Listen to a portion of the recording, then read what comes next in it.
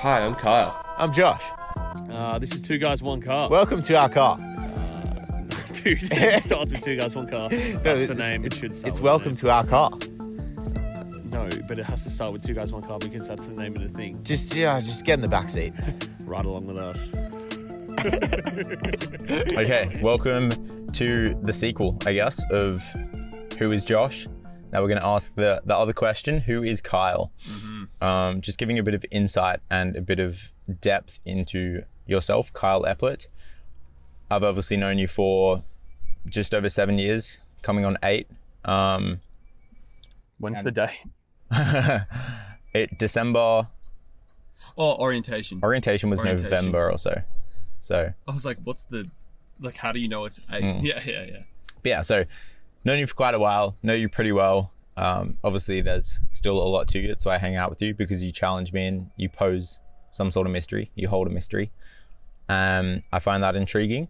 But yeah, for anyone listening, I guess this will just give a bit of insight into you. Sick. Start off, how would you describe yourself? Ooh. That's so weird. Interesting question. Before we even kick off, this is interesting because we've obviously done this with you and we didn't talk about how we were going to ask each other questions. We Or just, what questions, yeah. Pardon? Or what questions we were going to ask. Yeah, we didn't talk about Nothing. anything. We just prepared separately. So I have no idea what you're going to ask me. So yeah, how would I describe myself? I feel like there's many ways one can describe himself, right? I feel like the best way I could describe it is me right now in the present, how I am, because I guess we're always ever changing, right? Like the you a year ago is not you now. That is a different you. And you learn lessons from you in the past. But I would say, describing me right now, I'd have to say I'm definitely happy and I'm definitely fulfilled at my current state of what that needs to be, if that makes any sense. So for me to be happy at the moment, I feel like I need to definitely be around people as I'm young and I'm learning, and I need to be around other people who want to learn, and I'm definitely around other people who want to be learning and growing. And my circle has only grown, I will say, grown smaller, if that makes any sense. So it's grown in terms of its strength, but it's definitely tightened, which is great for me. And that's what's been happening in the last couple of years. So I'd definitely say I'm happy, fulfilled. And like I say, happiness is because I'm sharing it with a lot of people, my fulfillment. But fulfillment in what I'm doing at the moment, 100%. Every day I wake up wanting to do what I want to do, and it gets better. I always think that it's good and I want this for a while, but it just keeps getting better. And I love that, which is great. And obviously you go through ups and downs, but the general trajectory and trend is upwards. I would say at the moment, how to describe myself is probably more so selfish than I've ever been. I'm trying to be more selfish. That's something I'm actively trying to do. And most people would see that as a bad thing, but for me at the moment, it needs to be the case. And I think it's a really good thing because I'm trying to put more time into me. When traditionally, I think I'm just wired to give a shit about other people more than I am myself. And in turn, that means you care about yourself because you're getting that fulfillment through sharing through with helping others. people. Correct. Yeah. But I feel definitely selfish at the moment, I would say. I would say open-minded and vulnerable. I've never been this vulnerable before because obviously, evidently, camera, literally once a week minimum, we're recording a pod, and you're letting all that out to the world, right? And yes, it goes through the ringer in post, but we don't really cut much out. It's only bits that were just off track or whatever. So I'd say definitely vulnerable. So vulnerable, what'd I say? Vulnerable, selfish, Open-minded. happy, fulfilled, open-minded. 5 should be good. Interesting. How do you think your friends would describe you? Ooh, good question. My friends. So when you say friends, that initially, the way I see friendship is through many different, in different ways. So in ways my brother is my best friend. You're my best friend. My partner, my romantic relationship, she's my best friend. And my parents are my best friends. The way the people closest to me in terms of my best friends, probably the people I just listed, I'd say they would describe me as the best way that I can think to say it is probably not taking myself too seriously. Damn. I'd say loving. I would say, I would say they'd find me funny, amusing, easy to laugh at. Wow, I'm struck for more. That is an interesting question. Trying to put myself in like the brain of someone who's like hanging around, like you. What the hell? I'm trying to put myself in your brain. Like, why do you even value me? And thinking about that, that's interesting. Well, I'd say I'd have some sort of value. I'd have to, because otherwise, why would you be friends with that person? To make me feel better about myself.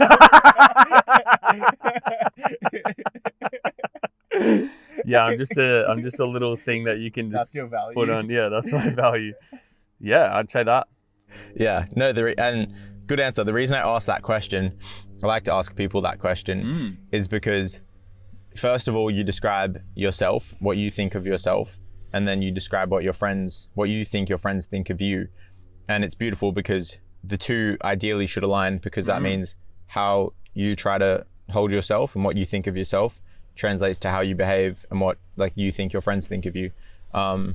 It's always a good question to ask your friends what they think of you, because then you get kind of a clear answer of like, okay, am I outputting like the person I want to be? Is that what's being reflected? Is that translating to my friends? And it's not always going to be the case. It's not always going to be 100%. That's the point. That's the point. Like you see many examples where somebody is trying to do something with good intention, and the world only gets a glimpse of what they're doing or what they've done, and they take it in the wrong way and despise them for doing that. Again, is that their intention? No, but it's just people aren't always going to understand it. It's Chinese whispers. But when it's your close circle, your friends, ideally you want them to see you for how you want to be, for how you see yourself. Like, and having friends is just like, they're like a limb of you. You know what I mean? They're a part of you, and most of your lessons probably come from your friends and the lessons they get. So definitely you want them to align. How would you describe me? How would I describe you? Pretty much bang on. Humorous, like you're hilarious, in my opinion. You're curious. I think that's one thing you left out. You're a very curious person. You like to learn. You like to understand people, understand things, the way things work. You're so, in simple terms, you're a savage. We just have that click, that connection when it comes to pushing ourselves physically and mentally. You love the grind. You're very humble, very loving. I think you established early on that you love to care for people, and that is shown clearly, like just through knowing you for 7-8 years. You genuinely love people so much, and I can see that. Like, you will put others before yourself so often. Honestly, like little things when it comes to food, like there has been numerous times where there's like one piece left, and we both look at each other. We both know we want it, but you'll hand it up on a platter. We were describing that to someone the other day. Yeah. Like Siege. Yeah. We were saying how like if there's food there, and it's like, we both know, like we have such a connection that we'll just look at each other and know who needs it more. Yeah. But there have been countless times where we both need it or none of us need it, but you'll offer it up because you get more joy out of seeing me eat it and enjoy it than you do enjoying it for yourself, which is something I definitely struggle to do. I see it and I want it, and if I see someone else eating, I'm like, I wish I had it. So yeah, you care so much. I mean, I could go on forever praising you, but yeah. Oh, thank you, dude. I appreciate that. Thank you, because you're doing it right. Like the fact that, similar to how you described yourself, you're also very open-minded, which I feel like is a given. But yeah, you mentioned earlier on that as the years have gone on, your circle has grown stronger, but smaller. Yeah. How intentional are you with the people you surround yourself with, and why are you intentional? Why are you reducing your circle in terms of size? That's an interesting question, because there's like a conscious and subconscious part of that. I think initially, it sort of happened in like maybe when I was like closer to 17, 18, like I had a certain friendship group that you're usually around. It's not like I didn't want to be around them. I'm kind of the type of person where I don't really know anyone that I wouldn't want to hang around that I haven't met, if that makes sense. I'm not really like, it's weird because I will be selective, but not in a way of like, I don't want to hang out with you. I'd just rather hang out with someone else more, if that makes sense. You just feel like they offer more value to you. More value, so I'll pick that rather than I don't want to hang out with you. Yeah. So like that sort of happened like back end of school. Obviously, like, you're starting to do studies, you're becoming an adult, you're just changing a lot. And like, I sort of started hanging out less with the people I used to hang out, and like select few I still would be closer to. And then like, I literally at school, like, I had a general friendship group, but like I only really had like 3 or 4 close people at school that I was with, and then Chantel as well. And that was sort of the start of it. And like, I really like consciously understood the benefits of that. Like, because I got a lot from those people because I spent a lot of time with them, if that makes sense, instead of like snippets with different people. So the quality of time I spent with them was way higher, like way higher. So I felt a lot of good out of that. And you can just get so many more lessons from relating to them because they're going through the same thing as you are, but you're seeing it on like a raw scale because you're seeing it so much. And that, and also probably, yeah, just going through, this is just off the top of my head, but maybe like working backers and stuff, you work with so many people that you have to, if you want to survive, you kind of have to pick the best people, and be intentional. Did you put that in your question? Intention? Or did I think of that when you said it? Yeah. What, like, was you saying why? That is like, how intentional are you, and why are you intentional with who you hang out with? Yeah, after the school stuff, definitely now I'm very intentional with who I hang out with. And especially having like a romantic relationship for like, I think it's 7 years, 7 or 8 years. Like, that's like another side of me. And like, you have to put a lot of time into that. So in terms of like your own fulfillment, your happiness with someone else, and then spending time with your friends and sharing that with them, it's a lot harder to have a bigger group. So I'm kind of forced to, but I also am very conscious of it. Very, very conscious. And I want them to, like, I'm also attracted to people who have similar interests, but I think more so shit that I want to do. So if I see someone doing shit that I wish I could do or I want to do, I'll like want to be friends with them. I'm trying to start to be more friends with people that are doing better than me in certain areas, so that then I can learn that. And I know that's selfish, but it's like, it's a great, well, it's good. It's what challenging like friendships are. I think you listen to a lot of people, and you know a lot of people that are in friendships that they're not really like friends with. Their friends don't challenge them, their partners don't challenge them. They're there because it's comfortable and familiar. But ultimately, it should be a matter of challenging. Like, everyone should be trying to build each other up, and definitely, it's that environment. Like, when I messaged Will this because it's his birthday today, and I said something along the lines of like, I love hanging out with you because you genuinely challenge me. Like, when we hang out, I bring a dictionary. I don't actually bring one, I just use my phone. But there's so many words that he'll use that I just have no idea what they mean. I've never heard them. And it's these things, like, that's a very practical example of him challenging me. But you want people to challenge you because they're going to help you grow. Well, yeah, and I've started to really realize that. Being intentional with the people I hang out with, like a group that we're sort of a part of, like, with bits and pieces everywhere, but even just think about the accountability group, like the people involved in that. It's like all those people challenge me in a different way. And like, that is so appealing to have as a friend, because you know that, yes, they care for you and they want you to do well, but they'll also challenge you. So that's the difference. Like, some people have idols or like a boss or someone who's just better than them, but they're not actually, that person doesn't really care if you do well or not. But when you have a friend who challenges you, they care for how you're going, but they also want to push you further. Like, that is just such a good thing to have. Definitely. And there's also the unintentional aspect where somebody just doing good in their own lane with no intention of wanting to challenge their friends or push their friends, pushes their friends. Like, I don't know if... But that's what I'm referring to, is the unconscious version of that, where it's just like, you're getting after something and you wouldn't even think that it influences me, but it influences me. Exactly. Yeah. And those are the people you want to be around. On that kind of reducing, like, your circle, being selective, intentional, you are a minimalist, I would say. You're very neat, you're very tidy and organized, and you don't own a lot of things. Your room is very basic. There's a bed, there's a desk, a lamp, an hourglass, and a few lights, and soon to be a whiteboard. And that's it, pretty much. Your room is very bare. Why do you have this approach in life? Why don't you own a lot of things? Why is it you like simple, plain, and just neat? Interesting point is that you said organized. I wouldn't say I'm organized in it, like, in certain aspects. Like anyone who knows me knows I'm a late person. I'm very late. When it comes to your room, Yes. your car, your physical environment. Yeah, You're but quite that speaks to, it's such a different thing, like being organized in terms of time or whatnot. But in terms of my own space, a lot of that is like subconscious. But I think the minimal space is so good because it's just less clutter. I feel like it's just clutter, it's just more stimulus. Like the least stimulus I have, the more I can concentrate on things. Sometimes I feel like I'll have so much going on that like walking into a room that's just got a bunch of shit everywhere that I don't need is just time wasted, because I'll see something and then I start thinking about it. It's like I'm more so aligning to this now, but even before like changing a bit of my room around, it's just like I want to have only the things that I need and only the things that are going to be productive for me.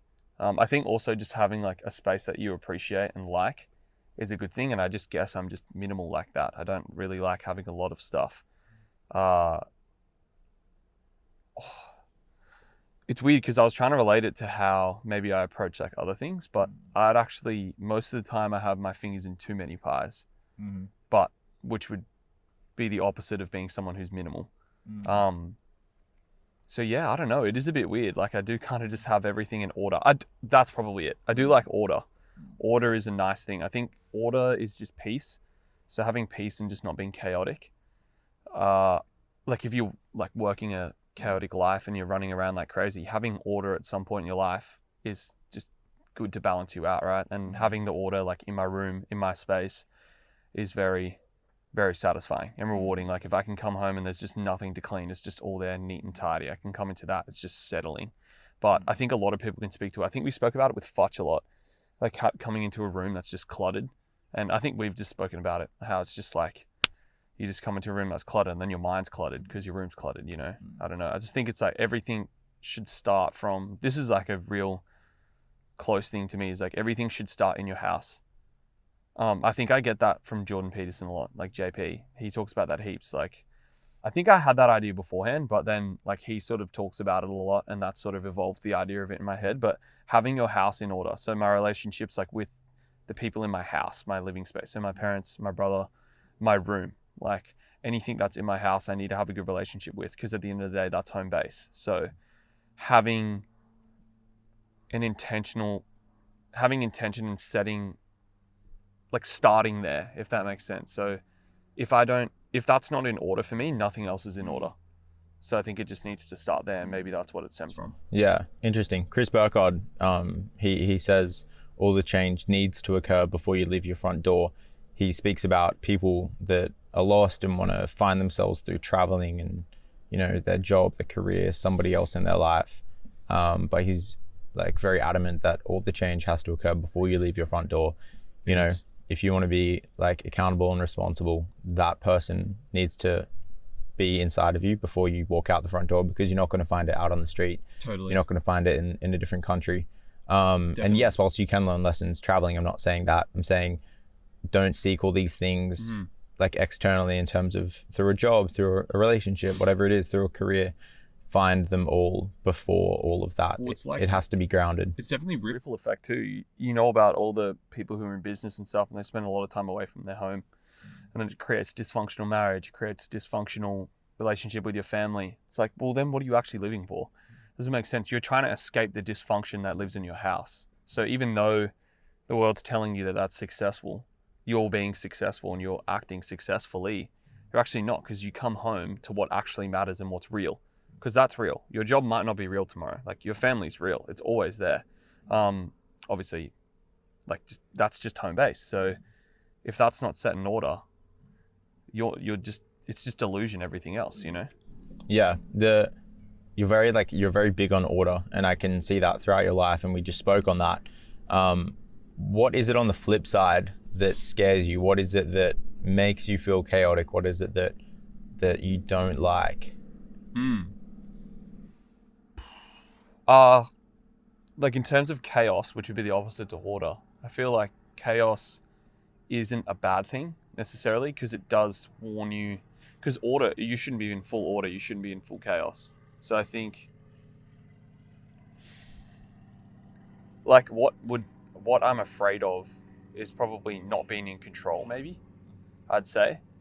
And the things that I do, like as hobbies, kind of actually defy that. Like things as like just any sort of like rigorous exercise, like running or something, or like hiking. It's like most of the time, yes, you're in control, but you're out in the bush and like you have limited control, if that makes sense. So I try to seek that. So I feel like maybe just, yeah, I'd say I'm more afraid of just lacking control, which probably isn't actually a good thing. Why is it that you seek these activities that are going to help you to let go of having control? Because a lot of people that fear losing control end up being Try and control stay in more freaks. control. They I stay think in that and they stress in that. So what is it in you that has allowed you to see the negatives of that and therefore seek the ability to let go and surrender? Maybe I've seen it somewhere and I haven't looked deep enough to understand where that is. But control I'm definitely afraid of. But like as you were speaking of the activities, that just reminded me, I don't even know if this relates, but we might be able to find a way. But something I've realized is like you were talking about like the grind and stuff and like just doing things that are uncomfortable and like seeking discomfort. And like, yes, like I get that from others, like with you and stuff, influence. But I think I seek that because I've only known comfort. I've never had anything like difficult ever happen to me. Like I'm obviously everyone's had something difficult, but on a scale of like a moment that's like really difficult, never. Like I've never had it. And I feel like because of that, and I know what discomfort does for you, and I know what the benefits of discomfort are, I feel like I really do seek things like that, and I do try and seek chaos now because I've recognized that. I was going to say something just then about that. Like, yeah, I think just knowing I think I've just always had something missing in terms of that. Whenever I've done something uncomfortable, I just feel so much more fulfilled. And I've just sort of over the last few years, I come to realize that that's something I should really seek because I know what the benefits are of being uncomfortable. Because I don't think you can get any more comfortable than I have been up until now. Like I've just had such a loving family. And by loving, I mean like not overly loving, like loving in terms of like they're doing what's right for me, if that makes sense. So loving me with just the right amount of love and just the right amount of discipline. It's just been like perfect. And then having like such a functional relationship with my sibling has been massive. Like that's huge. Like you actually cannot ask for anything more. So because I have that, it's almost like I actually don't have everything, even though it looks like you have everything. I don't have that struggle. And like you hear about it all the time. Dude, we watch movies all the time where it's like someone overcomes something. Well, any story that's ever been told or written is someone overcoming something and then they reach fulfillment. That's what it is, right? And I feel like I've never had to overcome anything. So I try to find things to overcome. And that's probably why we thought about this, you know what I mean? Because it's like, this is something to overcome. This is something to defy the odds against. And that's something I seek because I don't have enough of it. I need to find it and manufacture it myself because there's nothing naturally occurring that's uncomfortable, if that makes sense. Yeah. So would you say you fear being too comfortable? You fear the other side? Is that why you seek this discomfort? Because you're running towards the growth, but you're also running away from the comfort and the mediocre life. I think I fear being unaware. I feel so it's not being in control. I think I just fear being unaware. Like if someone tells me something and I didn't think that I was like that. You know who's someone who does this really well is Jet. Shout out to Jet. He does this really well for me. He will point something out to me that I never knew that. Even if I do it in the slightest and he overdoes it, it still makes me aware of that thing and I am frightened of that. That scares me. And then I have to act on that. So maybe that's an insecurity, I would say, is that being unaware and not knowing who I am, maybe. And do you feel like seeking discomfort brings more awareness to you? Yes, because in the times of discomfort, there's no energy to lie. Like when you're deep in something that you've told yourself for the last 2 hours that you want to stop doing, like there is no room and no energy to lie. You're telling yourself your deepest, darkest secrets. You have the best conversations in discomfort, whether that be like a long period of time, hiking. Like for me, it's probably the two biggest things, like maybe hiking and I'd say like running, or just any sort of effort where you need to get to that end spot. I think, yeah, like you just have the best conversations with yourself because you can't sugarcoat it. There's no way of doing so. It's an interesting mindset that you possess, because most people seek comfort. Most people find comfort in the comfort, funnily enough. It's rare that people want to seek discomfort. It's rare that people want to put themselves through these difficult situations for growth, because they might not see it as the growth. And even if they're aware that it's going to give them growth, they just don't have the desire or discipline to put themselves through that. Why do you kind of go against the social norms? Like, you went to uni after school, but you've put that on the back burner now. Your view on uni is very different to most. You just see it as a place for knowledge. You don't see it as, you don't want a job with your degree. You know, growing up in school, like, you didn't conform to drinking at certain ages. You didn't conform to a lot of social norms. Why are you like that? Like, that was from a very young age. I think like that probably speaks to like the functional household I lived in.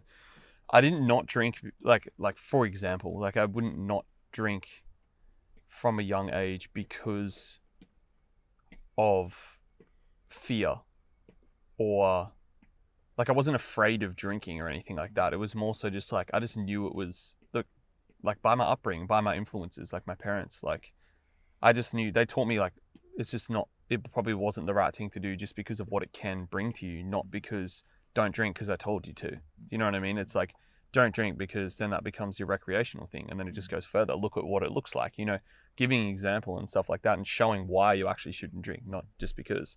So I'd say my influences, like even you especially, like you're someone who, like from the young teenage years, like I've also seen align with me in that regard of like not wanting to do something because someone else is telling you to do it. And it's not like that, oh, I'm going to defy what people say.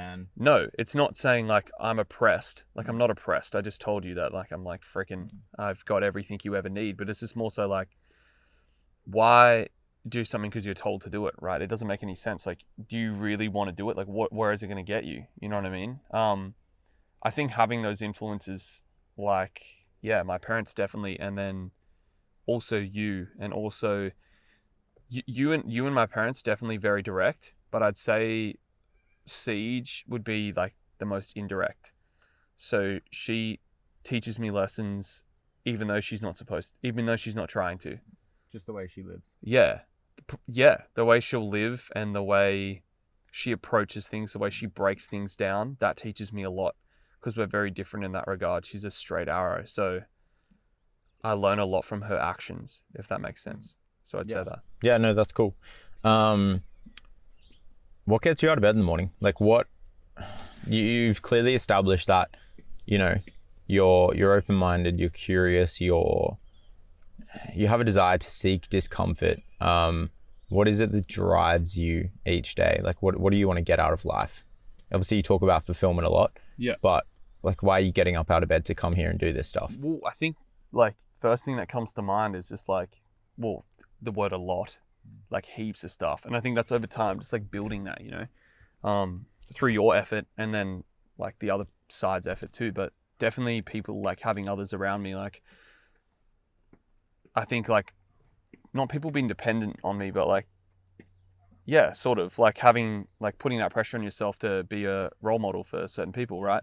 Like my partner, and also like definitely Finn, like definitely my brother, like putting sort of like a scaffolding for him. And like as an older sibling, I don't know, I think maybe my parents again have like taught me that, but being an older sibling, you have so much responsibility and you can do so much, and your influence is very like, it's very impactful.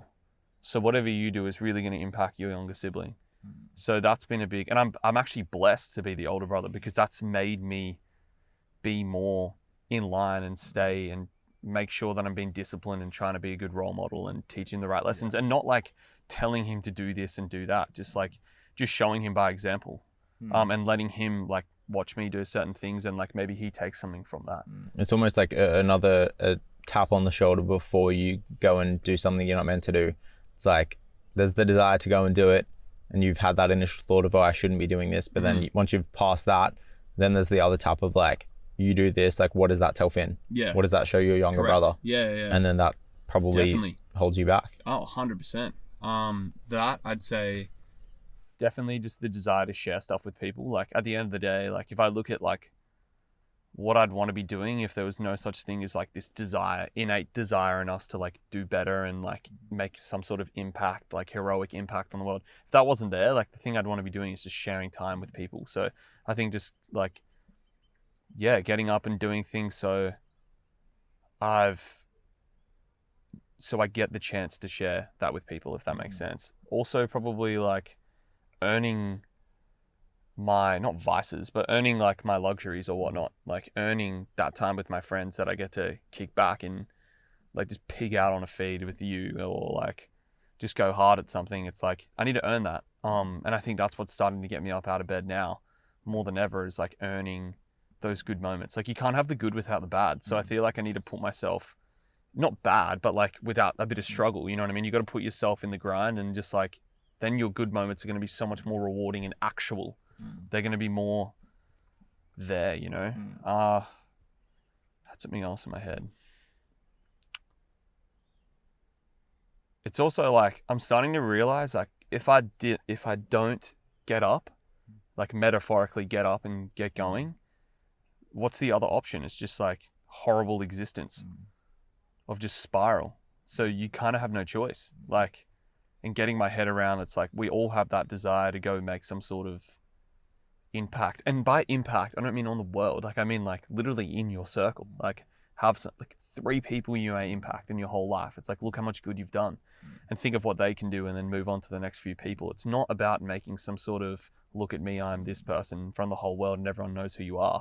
It's not ego derived. It's just love. No, yeah, just making an impact on the people who are closer to you, and like almost just like giving them no excuse to do nothing, and trying to like let that rub off on them. So you're very intentional with knowing that your actions, people see your actions, those in your close circle, and you really want to make those actions noteworthy. You want people to see them and either learn from them what not to do, or be like, okay, this is motivating, I need to use this to go and get after my bread. And that's for the most part. Like you're not going to be on that 100% of the time. Like we all slack off, but just what you strive for. Yes, definitely. Yeah, you spoke about feeling like you have to earn certain things, earn the goods, the pleasures, the dirty feeds, you know, the days off, the holidays, whatever it may be. How do you find that you navigate justifying when you've earned it versus when you haven't actually earned it, but you find a way to justify the feed? Because a lot of people will justify to themselves, where we all do this, every single person's guilty, but we all fall short in areas in life. Say somebody that is overweight and doesn't exercise much, but thinks they do, and maybe they justify, you know, walking around the block once a day is enough exercise for them, and that justifies them going and eating, you know, KFC or something like that. How do you find, you know, you battle with knowing when you've earned it and knowing when you haven't earned it? First thing I think of is people around me. So the actions of others. So seeing you do something great, and like we talk about this heaps, but like seeing someone else do something great. Like if I know you're getting after it, doing something, I'm like, that's the standard. That's my standard. He's in my circle. Like I need to be hitting that standard because that's the environment I'm in. And that's my standard for, okay, I've gotten after it. I've got the bread. So now it's like I can do the things that I wanted to do. But how I would justify, I feel like it changes all the time, like to actually almost like not conflict with your point, but just like it does change. And I feel like the consistent thing is, it's like there's that thing inside you that really does know, and just being honest, really being as honest as you can and being like vulnerable with that. I guess setting yourself goals and targets, like as bland and simple as that is just more like knowing that like I'm going to do, this week's going to look like this, and if I do this, that means I've ticked the box. And And if you consistently set goals, it's like you're only going to start setting goals higher. And also just keeping it accountable around you, like telling other people you're going to be doing something. That makes it hard because you have to go and do it. And I guess it's obviously making sure it's actually hard, like doing something that you are going to struggle with, and changing that. Because I feel like, maybe that's for different people, but for me, it's like that needs to change all the time, because then you just get too comfortable with it. So yeah, I'd say that. What when it came time to starting this, like the 2G1C, the pod, whatever creative endeavors we end up going into, what were your initial fears? Like, were you worried about what people would think, leaving, deciding to put uni on the back burner, leave your job? What fears kind of came up for you? Gotta take myself back, because it's been about a year now. Do you mean like before, like its inception, like the idea, or before, like? But when it was like, this is what's happening. When you knew that you were committing, you knew you were stepping down from Macca's, you knew you were stopping uni, like what fears arose?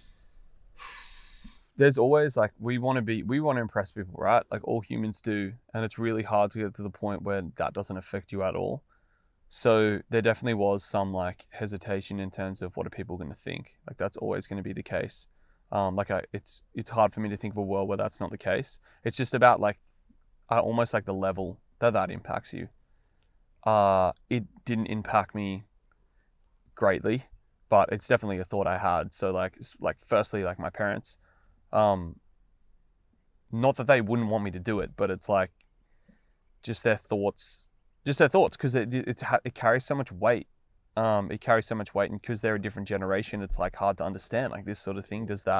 What does that do? What does that look like? And your parents only want the best for you, in terms of not what's best for you most of the time, not what's best for you, but what's best for your future and your security. They almost want you to just be as safe as possible. That's what they're thinking about, not what's best for you in your emotive state. And that's their initial almost protector thought, is just they need to be as safe as possible. Does that guarantee safety? No. This is way more risky than what he was doing. So equals bad. And to their credit, they didn't take it like that. They loved the idea, and they were keen that I'm on. And yes, they'll bring up concerns all the time, but I know that's out of them just being concerned. They really are happy that I'm doing something I want to do, right? So that was probably the biggest one, I'd say. In terms of other people who coast around me, obviously you're doing it, so that doesn't make a difference. I'd hope you'd be confident.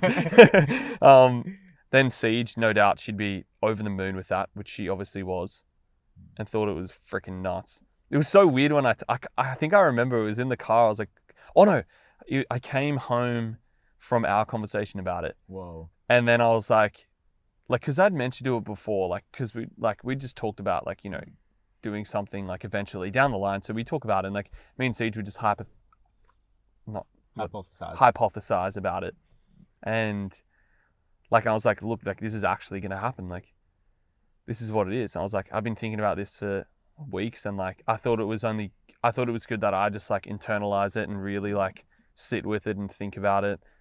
But this is what so I came to you first, really, with the full thing, the pitch, it was full you, no one else else knew, which I think so speaks to it, which is Eats. But then I told Siege, and she was just almost in tears, so happy, loved it, and just yeah. So I think, and the Macca's thing, no, because my work environment, yes, I have a lot of friends, in close friends, my closest friends there, but I don't know, it's just this this thing of just it literally just doesn't matter what they think. Do you know what I mean? It just doesn't matter. I don't know how else to word that. It just didn't impact me. It's trying to, I think, withhold an optimistic mindset, because you ultimately realize a few things by them trying to talk it down and say bad things about it. What does that do for you? Does that do in terms of wanting to grow this and see this through? No, it doesn't. And if they're supportive, that's great. So, but ultimately it doesn't also, it adds a bit of fuel to the fire, and you can turn anything into fuel, really. Dude, so what you were talking about before, there's two ways you can take it. It's you can take it one way or the other. So you can take it and let that affect you. And now what they've said is impactful, but because you've made it that way. So it's like, it's either that or you use it as fuel. And that's you let it help you. That's the thing as well that a lot of people I think struggle with, is we let it affect us.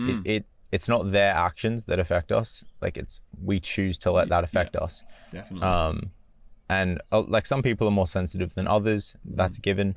I know I'm definitely more sensitive, and there's been things where people say things and I take it to heart. But like, again, that's me taking it to heart. I'm choosing to let that happen. So it's just the mindset. Like you have to make the choice. And like, to everyone's credit who's like close to me, from that sort of environmental world, like everyone was so excited and so like just pumped, which was sick. I think really speaks to coming back to like you being intentional with your circle. Again, you want to surround yourself with people that want to build you up, that want to see you succeed. And the fact that all of your friends that you told about this were supportive means like you're on the right path. You're doing a good job there. I guess so, yeah. Which is cool. What do you want to get out of this? 2G1C? Yeah. Interesting. I feel like asking what do I want to get out of it is working in a mindset of it's working from it outward, backwards in. Is that what you're saying? So it's like, if I'm thinking about like, what do you want to get out of this? As in like, no, I'm just saying like, I'm not saying when it's done or if it's done. I'm just saying, what do you want to get out of this? Like, what do you want to do with this? Yeah, okay. What do I want to get out of this? It's a big question. Like, do you want right? to get financials? Do you want to get fulfillment? Do you want to get travel opportunities? Like, what do you want to get? I feel like in the end, like doing this stuff sort of aligns with how like I just want to live, in just terms of I just don't shut up anyway. So it's like just talking to people, and like you spoke about, which is funny that I left that out, being curious. Like I would definitely also think I'm very curious. And I'm curious to the length of like anything is interesting to me. Like someone, I think you and I share this, but like someone will just do something in the corner and like, I'll be like, that is so, what are they, like, how did they get there? Like why are they there? How did they get there? And they've always got something to give. I think just, this is ultimately quite selfish in a way, because I'm sitting here wanting to talk to you more because I know you give me more. And I know you bring good out of me. So that in itself, then also guests, like having people on, like I've already learned so much from the guests we've had on, like so much.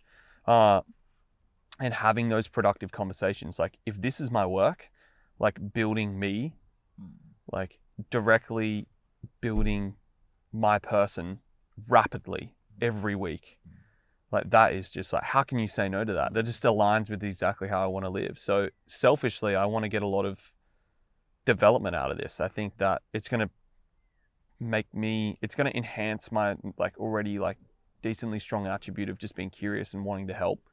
I feel like I want to help a lot, but these pods will help me. So it almost does the reverse of what I naturally want, is to help others, but these will help me. And like, obviously they'll like, you know, even if it's one person that it helps by listening, like that's great too. But ultimately, yeah, this will help me just become a better person in ways that I have initially not thought were going to be the case. By meeting a random guest, like some of the guests we've already like talked about having on, it's like, I feel like me and probably also you included don't give ourselves enough credit for the open-mindedness we have. Like we'll literally have anyone on, like actually, because we know we'll learn something from the conversation. So yeah, and it's interesting as well because so many guests and just people feel as though there's an expectation. No, they feel like there's an expectation, a criteria that they have to meet to be eligible to come on our podcast, when in fact that's not the case. Like as long as you're a person that can communicate in some way, shape or form, like I'm interested in talking to you.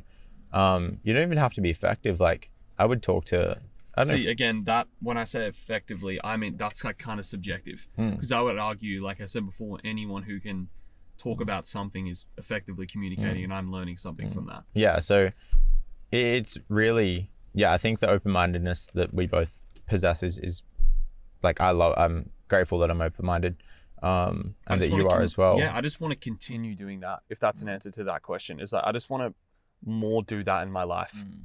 for lack of grammar. Like, just do that more. Like, it's so rewarding. You just want to rinse and repeat and continue to grow what it is that we've got. Yeah, like just keep you pushing. The seed's been planted. You just want to continue to water it every week. 100%. And watch that grow. What's so great about this is this could go on forever in the exact same way that it does happen right now, and I would still love it. Do you know what I mean? Like, I feel like that's something that must be valuable. Like, it must have some sort of value set on it, because I would do this exact thing with different people all the time, or just you and me, and it would continuously be valuable, like forever. That's just nuts. I feel like not a lot of things do that, you know, and to land on that, and like most of this idea and like how this happened was predicated off our relationship. So it's almost like maybe that's it too, is like, I want to continue this relationship. This is the next stage of us. Maybe that's it too. Yeah. And it speaks to growth as well. I think, it speaks to gratitude as well, and awareness. The fact that you can genuinely say that an act or behavior that you're doing week in, week out, you would happily continue the same way for the rest of your life, just speaks to the awareness you have, how genuine the product is, like how genuine the conversations are. If you want to keep doing them forever and ever, and inevitably it's going to evolve, like everything's always changing. So I'm excited to see where that change takes us. 100%. And but like I said, it comes back to the fact that even if it didn't change, I'd be happy. So with change is like, it's an added bonus. I'm all down. Yeah, I'm down for it. Like, it's an exciting roller coaster. How do you think you have the excitement for change? A lot of people view change as a really scary, overwhelming thing. Where do you think you learnt to view change as a good thing?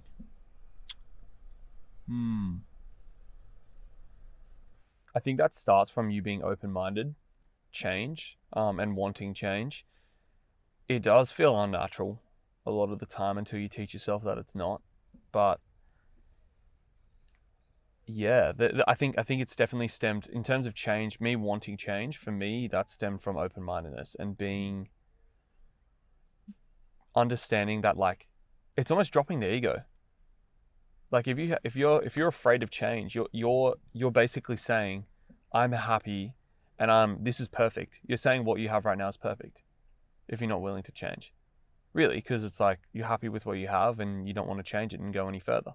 So you're saying that's exactly what you want and you want that forever. It's like, I feel like that's just, I'm never going to be perfect. So I always want to be changing, always want to be evolving, moving forward, I guess. I also think for a lot of people, it's more like a fear of not knowing what it is. People enjoy comfort and consistency. A lot of people like to know the job they're going to be working for the rest of their life because they seek security. I was talking to someone and she was saying how she could never do what we're doing because she would hate the unknown factor. She would hate to not know if it's going to work out. She likes the traditional, go to uni, fucking love it, get a job, like get a husband and have a home that you know you're going to be doing. And for her, that's fine. Like, she's happy doing that. And there's no right or wrong in that scenario. It's just different people, different desires. And for us, we see that as boring. Like, the thought of waking up knowing what I'm doing for the next 50 years scares me. That's frightening. That freaks me out. That is frightening. Oh, you do talk about that quite well, and I don't really touch on that a lot, but that is frightening for me. Like, if I knew exactly what I was doing for that long, Terrified. I'd be terrified of that. In terms of work and like meaning that's probably full time, like that's scary. And that's just, quite frankly, that's just not the world we live in today. Even though there's still a little bit telling us that that's the case, it's definitely not. There's no way that's the case. And like, people having kids way later, it's like, think about how, like, I'm sure, like, I don't even know if there's a stat on this, I might be a complete idiot, but I feel like people are like starting to have a lot longer careers. And like the fact that, yeah, just people having way longer careers now before they even have kids. As in working until later, like retiring later? Retiring later, and it's also just like, you know how people like will push in their career and then they'll slow down once they have kids because their kids are now more important. It's like having longer careers at the start. It's like your job could change all the way through, and it's like, we're going to live so much longer. It's just, in the world we live in, is like way more people are casual workers, way more people are part-time workers. There's way more hobbies that you can partake in. There's way more opportunity around the world, you know what I mean? So yeah, I just think I could not do that. No. Yeah, well, more people are like have their own business and entrepreneurs. There's a stat in America, don't quote me on this, but it's something like, I think by like 2040, they project that like over 50% of people in America are going to be like own their own Holy business, shit. which is wild. Yeah, that's crazy. And again, like I could be off on those stats, but it was something over 50%, and it was in the near future. And it just speaks to people's desire to have their own thing, to not work for the man, and people's curiosity and almost like faith that they have in themselves, and it speaks to like the change of culture and times. Like it was very common for when our parents grew up to just, you get a job, work for the man, do that for same job 30, 40, 50 years until you retire, and that's life. Yeah. But people are realizing now that doesn't have to be the case. Well, that's just a sign of the times. Like, it's not like that's a bad thing or a good thing. It's just like Things are changing. Just the reality of it is that's just not realistic anymore, you know. And I feel like doing this now is just, it's just perfect. Doing it while we're young and we don't have any responsibility. So it's like, why wouldn't we do this now? You know, there's no reason for why we wouldn't. So it's your ability to embrace change comes from an understanding that change is inevitable, and you've accepted that, you're okay with that, and you're also lucky. I don't know if I call it luck, but for lack of a better term, lucky in the sense that you know it's going to happen, and you've just found a way to accept it. Yeah, I think, and putting myself in a position that's malleable. You know, this is very malleable. We can adapt to whatever happens, or you're not anchored to anything. No. Yeah. I think being married to any idea or what I'm going to do or planning for that long. We actually, a friend of ours, Nick Krebs, who we've had on the pod, he was telling me that, like, I think there was a catalyst for it, but something happened where he now never plans more than 5 years ahead, which is sick. Like, he has the next 5 years for him, like, semi-mapped out, basically the next year, and then the 5 years is sort of grey. But he has a general idea. The next 5 years after that, no clue, like zero plan for it. And I think that's quite savvy for 2022. You know, I think that's the way the world sort of works now and will work in the future. It's like, you just cannot plan that far ahead. Just take with you what matters to you, you know, like if you've got someone close to you or people close to you, make sure they're consistent, and if they're healthy for you, whatever change comes your way, you'll adapt to and continue to go with really well. And like, it's the same as this, like what we're doing right now. I think we're both dealing and coping with it really, really well, like because we have such good circles and self-ability, and because we built that. They're the foundations. Like, we have the foundations, so we're able to go and do something like this. People saying like, I can never do that because I'm uncomfortable with the unknown. For me, it's like, there is some things that I deal with that are known, you know, like I know that I have like a lot of self-worth and etc. Like, I'm comfortable with myself, I'm comfortable with certain things, I've got good people around me. So like, most things that go wrong, and I won't say all, but most things that go wrong, I'll be able to deal with it because I have good support, you know what I mean, in myself and others. Yeah, and I think the other benefit of not really anchoring yourself to ideas and plans is when things change, desires change, there is a part of you that feels obligated to see out the plans that you've made. Like we feel that we need to be loyal to these plans, these people, whatever it is that we've loosely committed to, and quite often we'll end up not doing the thing that we want to do purely out of like obligation, which is sad. So, and scary.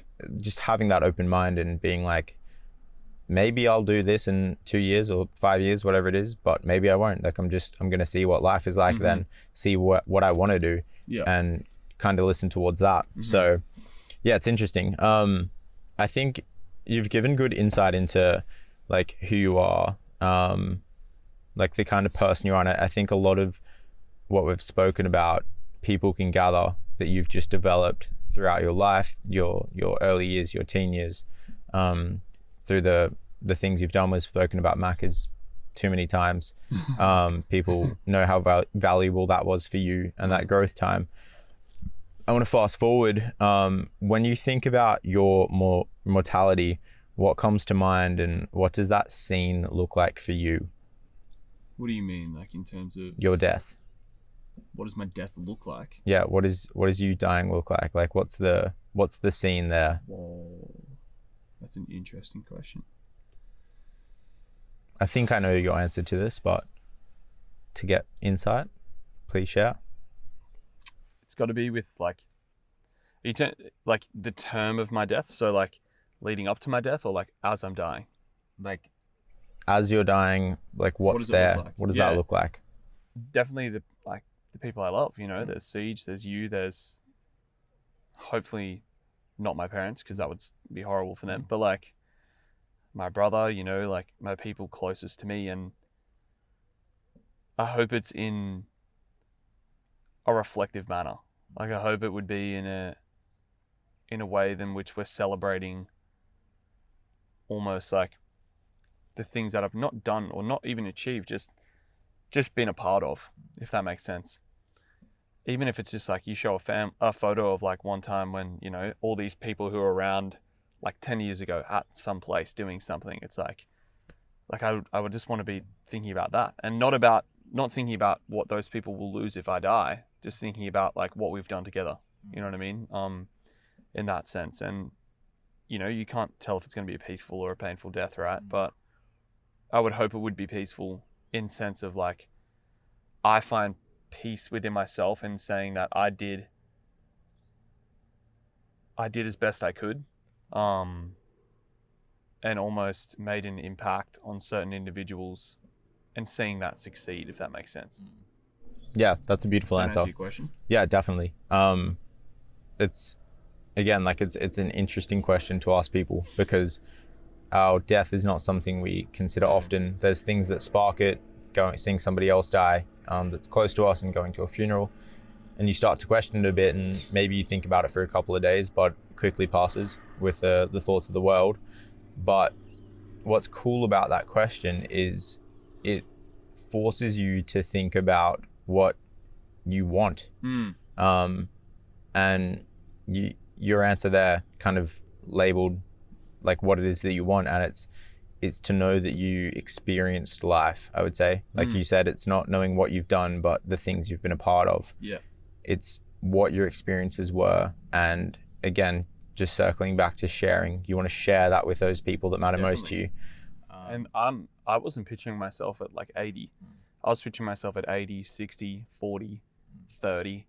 What happens if cancer hits me? It's like, what are you going to do then? You know what I mean? It's like, I don't want to be thinking what if. It's like, I want to be acting those things out and sharing those experiences now. Because if I get cancer and in the next 3 years, it's like, I want to know that I was fulfilled. And I think we were talking about this the other night at a dinner. Like, we were saying like how you wouldn't want to be like dreading your death. You want to be like, well, I had these 23 years on the planet. Like I did what I could with it. You know what I mean? You want to be happy with that. Because I feel like that's an important thing for people to think about too, is like, when you picture your death, don't picture you at 80 or 90 or 100. Picture yourself at 30. You're going to be satisfied. Like, you're going to be happy. You know, you're going to be not saying what if. Oh, because at 40 I was meant to settle down at 40 and then start caring about X, Y, and Z. It's like, well, what happens if you don't get to 40? Yeah, stop living the what ifs. Start living the nows. It is as simple as that, which it's so simple that it's so complicated to actually try and act out. Yeah, it's definitely. Hard. Every day, you know what I mean? It's an everyday thing that you need to constantly refine. But yeah, because there's just so many distractions in the day to day. And I'm so confident I live that now. I'm very confident that, like, if I was to die in a year, I'd be happy. I'd be fulfilled. Definitely. Because I know I took the shots that I could have taken and wanted to take, which is rare. And like, I know that sounds kind of like arrogant, but it's not. Like, I just feel like I'm happy with what, like, the time. It's not arrogant. It's just real. Like, you know what it is you're doing. You're very intent with your time. You're intent with who you spend your time with, and you're purposeful with what you're doing with your time. Like, you're out here trying to make this thing work, giving it a shot, daring to be great. And that's what you want to be doing. It's not what society tells you should be doing. So yeah, I think it's beautiful. I think that pretty much like sums you up in a very neat manner. Yeah. There is one more question I have for you though, and that's what are five or so pivotal points in your life that like really change things, whether it's like Macca's being a period or a specific event being a period. What are sort of 5 key points, give or take, that really shaped you? First one I thought of was like getting my first job. That was massive. And what that's led me on. Second thing I think of is us booking the try. And that's like a recent one, like the last year. well, no, 2 years, because like booking it. But that taught me a lot, you know, about committing to something for a long period of time. And like, I don't have commitment issues of really any sort. I can commit to things, but that was really good. It taught me a lot about getting after it and like doing more than what you think you can do. So that, I would have to say, and I don't even know the full implications of it, but obviously approaching you for this, that has been a big part of my life so far, because it's changed my direction so much. It's just taken a complete right turn, and it's for the better, and I'm so grateful for that. Like that has even just manifested, and that's not on anyone, that's on just like what some people would call God. Like that's just like it just enacting itself, right, and manifesting.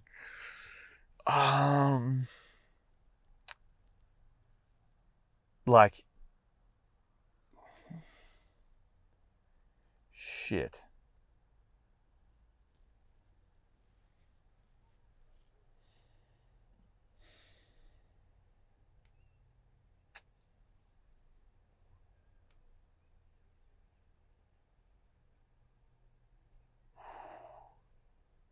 It's a hard one.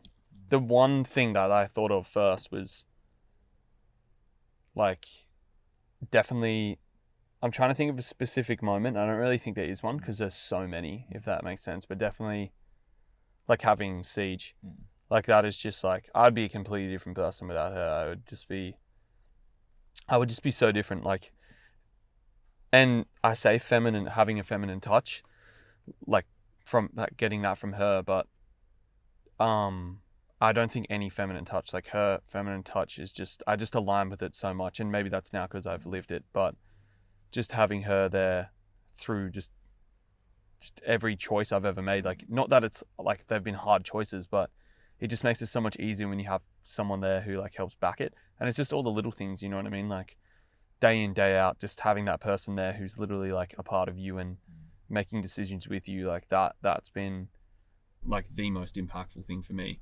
And then I think I have to say this separately, but like definitely meeting you, like without you, I wouldn't have done a lot of pivotal things, if that makes sense. Like when you really think about it, like you've been the catalyst for a lot of pivotal things I've done, in terms of, and like I would, like if you weren't there, I would have done a lot of things, like no doubt, but like having you there and just having someone who like fully aligns with exactly the way I was seeing things when I was younger. Like I'd have friends at school and stuff, but like even starting like say like my like Macca's, like everyone was like, that's a shit job, like why would you, I was afraid to even tell people I was gonna work there. I was so scared of it. I did not want to tell anyone, because I was like, oh, would you guys ever work at Macca's? They're like, no, fuck that. And I'm like, oh yeah, no, fuck that. And then like just starting there, and then just meeting like someone like you who's just, and like yes, we've aligned over time because we become more and more aligned, but just being able to have someone there who agrees with the way I'm thinking when a lot of other people don't. And like it's actually crazy how consistent the fact that it's consistent for me is like, I'm like that I need to have gratitude for that. Like having someone there and you know they're going to be there without question, you know, like that is like you cannot put a dollar value on that. It's crazy. It's like the fact that you'll be there to support me through literally anything, like anything. And like say I killed someone, you'd be there to support me in the right way. Like you would know exactly the right way to approach it and help me with it. And like that has been a pivotal point. Yeah, it's interesting. The thing I find fascinating about our relationship, we're so similar. I almost find, because it can be so hard to like tell yourself what you need to do or find clarity for yourself, but it's almost like I'm objectively looking at it, but like it's kind of subjectively, because like you are me and I am you, like let's just say that. So it's almost like I've done the thing that you did, but I haven't done it, so I'm not feeling the weight of it. I'm just coming into it and I'm like, oh, this is what he should do, and I know that because I just know, because if I do the math, dude, it's like we've downloaded so much data on each other that like you just know what the right thing is for that person. It's so weird. But I am eternally grateful for that. Above like, yeah, and not above all the other things, but like as those other 5 things, I think they're all weighted evenly. Like I just wouldn't be who I am without them. Yeah, it's super interesting to think about. But the beautiful thing is like that is the reality. All those things have happened / are in your life, and it's built you into the person you are today. And for some people, like say if someone's listening to this and they're thinking about it in terms of what are the 5 things that have impacted me and pivoted me the most, it's like they don't all, for me, like I was saying, I've been sugar-coated the whole time, my whole life. So it's like they've all been really good things in terms of like all positive things from the get-go. For some people, it might be a death of someone that might have flipped them around and made them realize something, or it might have been an initially negative thing, but now it's turned into a positive for them. So it doesn't have to be a positive thing. Like there can be negative things that have changed you. Yeah. No. I did think of one last question whilst you were chatting. Yeah. What advice would you give to 30-year-old Kyle Epplett and 15-year-old Kyle Epplett? 30-year-old Kep, I would say,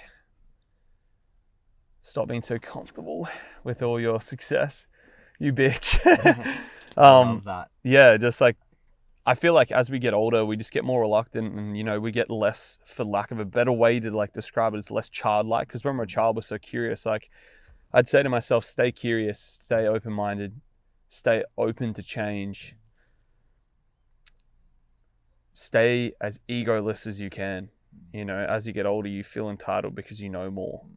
It's like you don't, you don't always know everything. Even an 80-year-old can learn something, even though they've been through a lifetime of whatever. But they can always learn. So remember, you can always learn and stay curious because that is your best attribute. And 15-year-old? 15-year-old me, what's that, year 9? Just stop thinking everyone cares about what you do. Do you reckon? Like, just stop thinking about what everyone cares about and just realize you're not that important. Yeah, you're just not as important as you think you are. And